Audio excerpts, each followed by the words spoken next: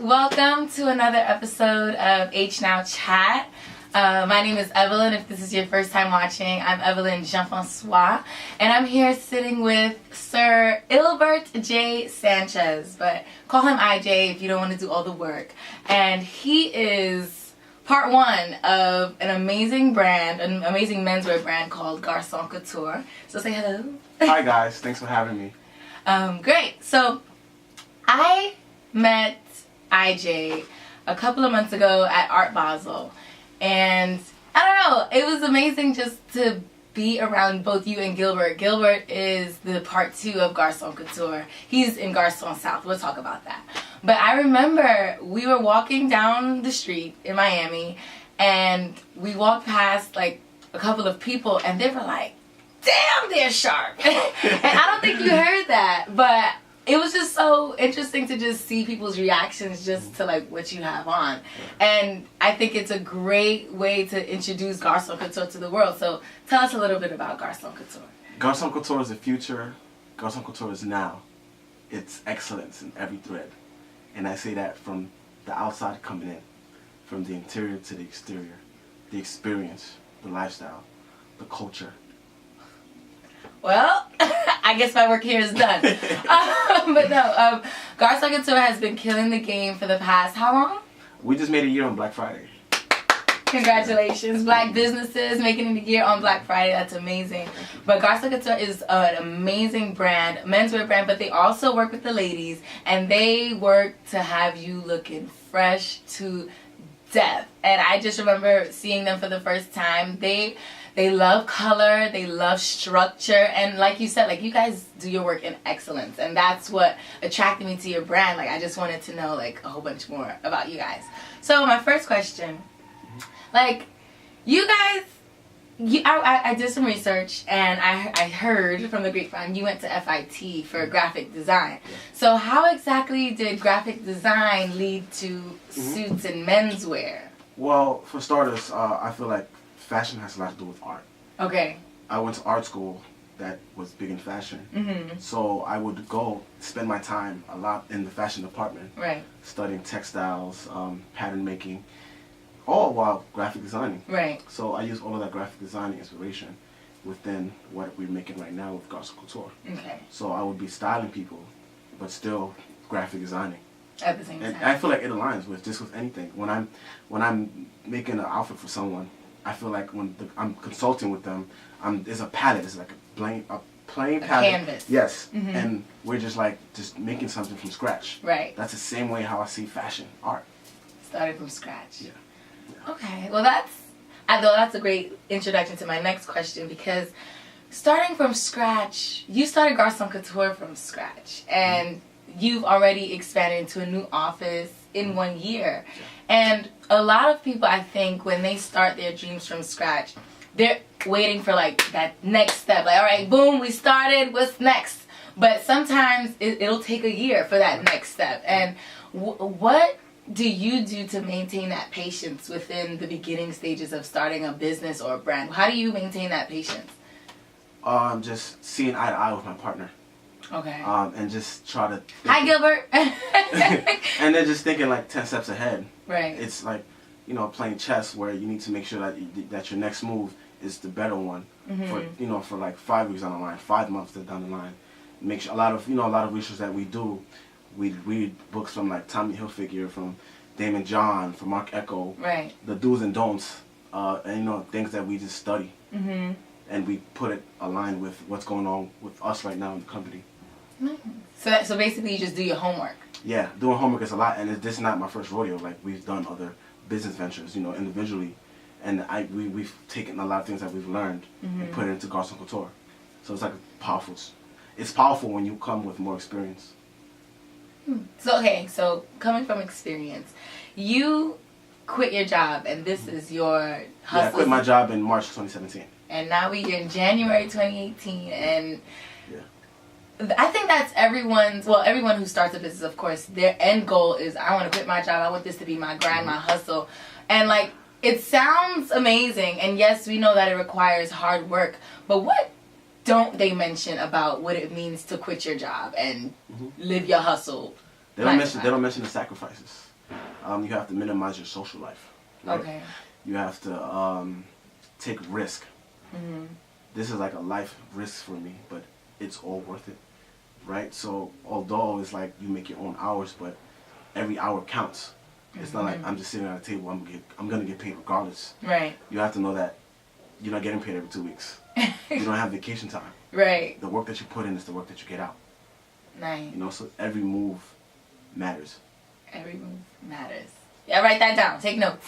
I had a question about every move matters. So you are doing amazing. Clearly, you've been working with so many heavy hitters. Like, I'm not even going to name them because I don't want to miss anyone. But you're doing a great job, and people are watching you.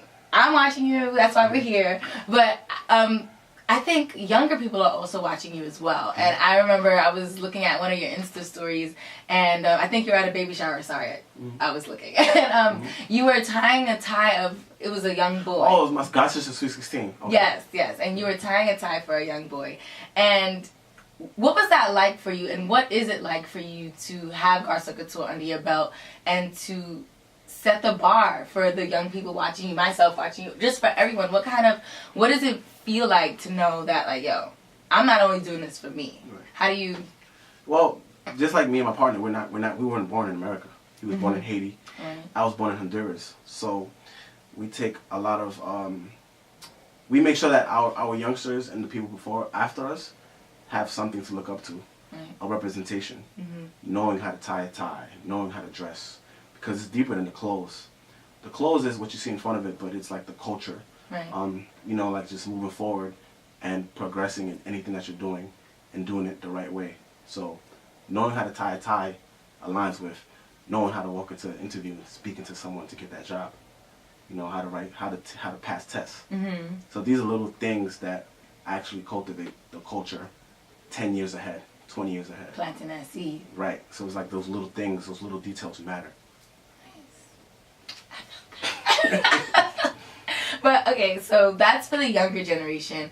But there are also people our age or older than us who want to do the things that you're doing, and they probably have questions. And I remember you and I, when we were in Miami, we touched base on what it is to, like, ask for advice. And what advice do you give to people who are just like, yo, man, you're killing it. Like, I want to be like you when I grow up. But these people are older than you. They probably are involved in different kind of things. I know the cliche thing when people just say, like, follow your dreams, follow your heart. But what kind of homework, we were talking about homework before, what kind of homework would you assign to somebody looking to fill your footsteps?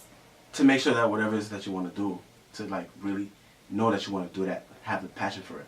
Like, you have to eat, live it, or every single day. Like, you want to wake up, that's the first thing you have to master it. And if you don't want to master it, don't do it at all. If you don't want to master it. Because you're just going to waste your time. You know, sometimes, you know, people see, like, the celebrities, you know, people walking in here, but it's more than just that, because it's a lot of cutthroat things that you have to deal with. You know, what's the worst thing? I don't want to say worst to scare anyone, but what has been your biggest challenge? Sometimes it's like the miscommunication with clients. Okay. Sometimes they don't know what they want, right? Or like they'll select the wrong fabric, and I would recommend this, but they're like, no, I want this. And then it comes like, oh no, this is what you wanted, but it didn't come like how you envisioned it, and I told you should go this way. Right. You know, so little things like that. But you know, I take everything as an experience. So if something comes out as negative, I just flip it into a positive, you know, and just take it moving forward as a learning experience.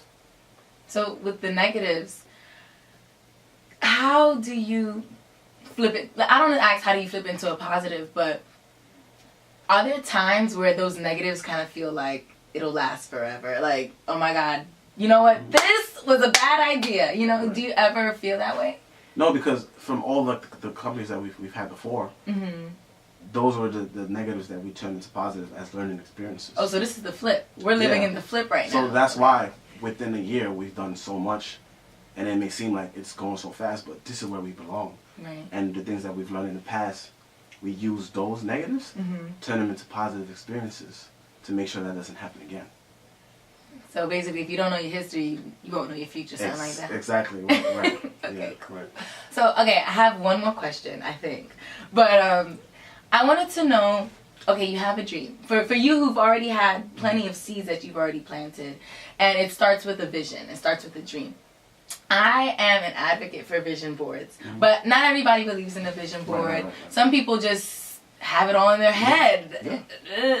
What is your method to getting things done? I've never had a vision board. Okay. And I've never been a person to write stuff down.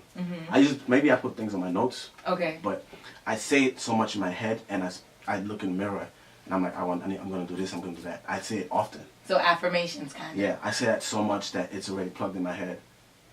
Like I have the vision board in my mind. Okay. So I know where I belong. So when people they ask me like, how does it feel? I'm like, this is where I belong, and there's so much stuff coming up to it, and we're ready for it.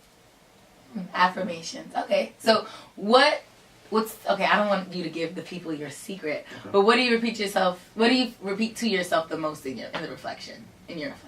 That I'm the best menswear designer. I'm the best menswear designer. And no one is touching us. That's it. Excuse me. That's great. Well, that's beautiful. So before we close, we have to give credit to Gilbert because Gilbert is a man. Me and Gilbert were college roommates. Okay. So ever since we was in college, like he knows threads better than I do. Like he knows the fabrics, like the back of his hands. He could come in here and just like sell a piece to you within seconds. You can sell salt to a and I'm looking at him like, how do you do that? He knows that stuff. And right now he's not here with us. He's in Miami. Yeah. He's building up Garcon South. South. Yeah. So tell us a little bit about Garcon South real quick. So Garcon South is for the Garcon men that actually, depending on like the style of clothes that you wear, you have an event to go to, more so of somewhere where you need to have like a bow tie, a real decorative, but like for the warm weather. Okay. Right? It's warm out there, so they're not wearing peacoats like we have here. Okay. They're not wearing turtlenecks. They're not wearing sweaters. So it's for the Papi Chulo Garcon. Yeah, they wearing the salmon. They wearing the salmon blazers. Okay. With turquoise pants. Nice. The shiny lapel pins. Okay. That's for the Garcon Soft guy. Like it's room for you guys as well. So Garcon Couture and then Garcon Couture on vacation. Yes. Got it. Is there a female line coming out, or are you just gonna cater to the guys? That's you guys have to tune in for more. Okay. So we gotta stay tuned. So what do you have coming up for us, or is it all a secret? We have a fashion show in Miami for GC South, Garcon South, in Miami, February 18th. February 18th. Yes. Garcon Couture fashion show is going down. Yes. Any last words?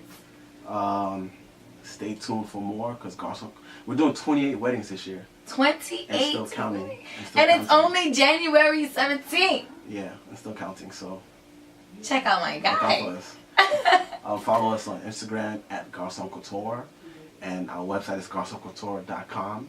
You can come into our showroom in Grand Central, make an appointment. You can also make an appointment at our showroom in Miami as well. You just did my job for me. Well, that's all, folks. If you want to follow me, you can find me on Instagram at eve.jf_. And if you want to see more beautiful, inspiring, and relevant videos or other content about fashion, style, and beauty, feel free to visit hnow.co. So thank you guys for watching. Ijay, Thanks for having me. Thanks for having me. That's all I gotta say. Thanks for watching, guys. Bye.